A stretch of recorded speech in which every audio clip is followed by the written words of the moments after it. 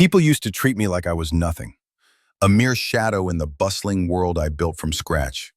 As the CEO of my own upscale hotel, I was accustomed to the lavish treatments afforded to my guests. Yet the day I walked into my establishment in casual attire, I was met with disdain. The front desk clerk barely glanced at me, her dismissive attitude palpable, while a white couple behind me received the red carpet treatment. My heart raced as disbelief settled in. Was I really being treated like an intruder in my own creation? The juxtaposition stung. It was an ugly reminder that biases still lurked even in spaces I designed for inclusivity. I felt small, deflated, yet strangely resolute, especially when Loretta, a loyal employee, subtly encouraged me to remain composed. That gave me strength. With a quiet determination, I activated the Charleston Protocol, summoning my team to confront the dismissal I'd faced. Privileged, sharp, and assertive, the tension crackled in the air. As we reviewed the footage, including Pamela's eye-opening video, a wave of empowerment surged through me. The determination of my team, recognizing the injustice, felt electric, as did the consequences faced by those who had insulted not just me, but the core values we stood for. In time, the incident transformed us, propelling us toward a clearer mission. I left a message for the staff about the vital importance of seeing beyond biases. This wasn't merely a story of revenge, it was a testament to resilience, a call for reflection, and a push for real change. True hospitality isn't just about smiles, it's about respect and recognition. And together, we were ready to redefine what that meant. "Excuse me, can I help you?" The front desk clerk's voice dripped with condescension, eyes flicking from the ID in the CEO's hand to the sparkling lobby as if she were an uninvited guest. "Yes, it's me. I'm here for the meeting," the CEO replied, daydreaming of how this place was once a mere blueprint in her mind. Instead, she felt like an intruder in her own creation. "Right, a meeting." The clerk raised an eyebrow, tapping furiously on the computer. "You must be mistaken. I'll need you to wait while I check on that." The couple beside her, an affluent pair in designer wear, strolled up, flashing their cards with carefree dismissal. "Welcome, Mr. and Mrs. Chen." The clerk's tone shifted instantly, syrupy sweet, pulling their bags with grace before offering complimentary champagne. Loretta, the hotel's manager for over a decade, stood just out of sight, her fingers gripping the countertop. "Just breathe. Let them dig their own grave," she whispered, her voice barely above a hum. With a heavy sigh, the CEO finally pulled out her phone. "I'll have to activate the Charleston Protocol," she said calmly, a fire igniting behind her gaze. 10 moments later, her team burst through the lobby, their tailored suits a stark contrast to the disarray around her. Who did they think they were? "Why is our CEO being treated like this?" her assistant David demanded. "It's just protocol," Linda the clerk stammered, flustered, yet trying to sound authoritative. "Your protocol failed," the CEO interjected, her presence filling the room, a defiant aura slicing through the whispers of disbelief. And then, the turning point. "Show us the footage," she commanded, feeling the weight of every eye in the lobby. The evidence was undeniable. Her humiliation boiled into resolve, transforming the atmosphere like a sudden storm. With her team rallying behind her, momentum shifted. This was not just her fight. It was a fight for every overlooked soul. The hotel lobby buzzed with muffled conversations, laughter, and the soft clinking of glasses. As the black female CEO stepped through the revolving doors, clad in simple attire, no one recognized her. She resisted the impulse to straighten her posture, forcing herself to blend into the upscale ambience. It was both her refuge and her battleground. As she approached the front desk, an attendant studied her with barely disguised contempt. "Can I help you?" he asked, barely glancing at her ID. The flicker of disbelief crossing his face was a match struck against her simmering frustration. Nearby, a couple enjoyed red carpet treatment, oblivious to the sting of isolation that tightened around her chest. Loretta, a veteran employee, suddenly positioned herself nearby, offering a reassuring nod. "Stay calm," she mouthed, but something within the CEO was already fraying. She pulled out her phone, the weight of the moment pushing her to activate the Charleston Protocol. As her team arrived, a solid wall of professionalism cutting through the haze. "What's going on here?" they demanded. The front desk staff froze, especially Linda, who clutched her clipboard, insisting she was simply following protocol.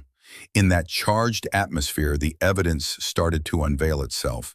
The footage, Pamela's recordings, the undeniable bias exposed for all to see. The CEO felt a surge inside her, an awakening. As discussions escalated, whispers of accountability filled the air, awakening a collective consciousness that was long overdue. Something shifted in her. Quiet determination took root, ready to spractor. Glancing at a same, my competence and system discussions were equal to standing the other. And in the front desk, the staff was mixed. A sterile receptionist was founding with a coundil, and in "Take, I'm not lost," the CEO replied evenly. "I own this hotel."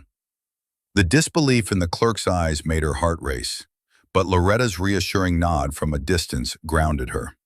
A couple walked in just then, breezing past her. Their check-in was smooth, effortless. She clenched her fists, but she felt a quiet resolve build inside her. This stark contrast ignited a fire. She wouldn't tolerate this any longer. Picking up her phone, she activated the Charleston protocol. "Send my team to the lobby," she instructed, her voice steady. Loretta watched with pride, sensing the shift. Just moments later, her team entered, sharp and confident. The tension was palpable.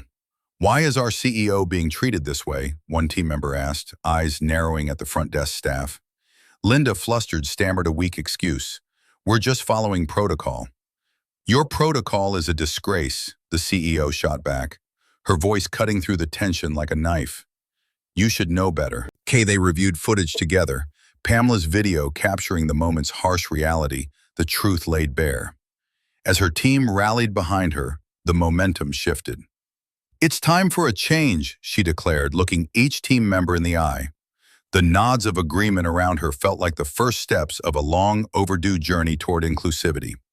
The lobby of the hotel buzzed with its usual sophistication, but tension hung in the air as the company's CEO, Ava, stood unseen, a stark contradiction to the opulence around her. Dressed casually, she smiled softly, silently enduring the dismissive gaze of the front desk clerk, Linda. "Ma'am, can I help you?" Linda ventured, a smirk barely masking her disdain as Ava produced her ID. The disbelief in the clerk's voice resonated as she ushered a young couple ahead, offering the red carpet treatment. Heat rose in Ava's chest, but she remembered Loretta's encouraging nod, a veteran employee who had seen the worst of biases and had silently supported her. With a deep grounding breath, Ava activated the Charleston protocol, her calm demeanor a striking contrast to the ensuing chaos when her team arrived. Dressed sharply, they fanned out like a protective brigade, their serious expressions locked on Linda, who stammered, "I was just following protocol." The atmosphere shifted as Ava, with unwavering authority, expressed the gravity of her treatment. The murmurs of disbelief rippled through the lobby. And then Pamela, the intern, stepped forward, her voice trembling yet resolute as she recounted the incident on video. The footage played like an unmasking. Ava's eyes narrowed. There was no denying the truth anymore. As internal investigations unveiled Linda's negligence, Ava felt a wave of silent satisfaction. Her team rallied behind the principles of inclusion, culminating in Linda's suspension and Dylan's probation, a pivotal change for their workplace culture. Ava stood taller, a silent triumph echoed in the stormy atmosphere. Weeks later, a note graced the hotel staff board. "True hospitality sees beyond titles and appearances." Ava glanced at Loretta with a smile, a recognition of shared victories. As Pamela secured her full-time offer, the hotel transformed, embodying a promise of inclusivity. In that moment, as the sun streamed through the glass doors, illuminating the space with new meaning, Ava knew justice wasn't about revenge. It was about honor, visibility, and unwavering integrity, the heart of true leadership. As I look back on that day in my hotel, I realize it wasn't just about the immediate insult. It was a reflection of deeper biases that still pervade our society. The shock of being dismissed at my own establishment stirred something within me, an understanding that change often comes from the darkest moments. While the confrontation with my team was tense, It ignited a passion for inclusivity that I hadn't fully embraced before. Watching Pamela bravely document the experience was a revelation. It was no longer just my fight. It became a collective journey toward understanding and justice, fostering a culture where all voices matter. Now, as I walk through the hotel, I see faces that reflect the diversity we are working to champion. This experience has fortified my resolve, and while I am stronger, I remain human, a blend of vulnerability and determination. So I ask you, do you think I went too far? Have you ever faced a situation that forced you to confront bias? I invite you to share your thoughts and stories in the comments. Let's create a dialogue on justice, power, and the necessity of embracing our differences.